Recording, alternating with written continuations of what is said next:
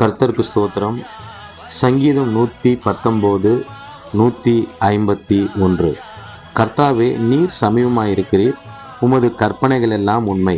என கருமையானவர்களே, நம்மை சுற்றி நடக்கிற நிகழ்வுகளை நாம் உற்று கவனிக்கும் பொழுது கர்த்தருடைய வார்த்தைகள், அந்த உண்மையுள்ள வார்த்தைகள் சொன்ன பிரகாரம் கர்த்தருடைய வருகை சமீபமாய் இருக்கிறதை நமக்கு உணர்த்துகிறது.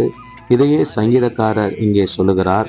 அவர் சமீபமாய் இருக்கிறார் என்பதும் அவருடைய வருகை சமீபமாய் இருக்கிறது என்று சொன்ன கர்த்தருடைய வார்த்தைகள் உண்மையாய் இருக்கிறதையும் அவர் இங்கே சொல்லுகிறார். இந்த வார்த்தையின் அடிப்படையில நாம் ஜெபிக்கலாம்.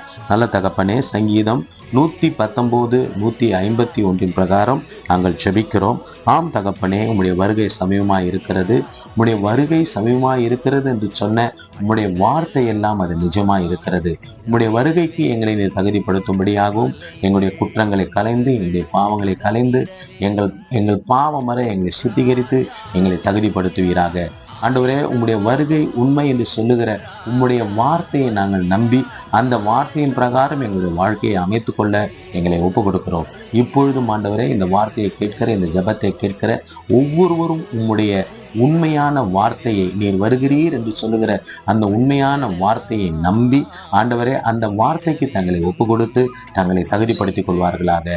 கர்த்தர் அவ்வனமாக செய்தபடியினாலே நன்றி சொல்லுகிறேன். இயேசு கிறிஸ்துவின் இனிதான நாமத்துல ஜெபிக்கிறோம் தகப்பனே. ஆமேன், ஆமேன், ஆமேன். கர்த்தர் உங்களை ஆசீர்வதிப்பார். God bless you all.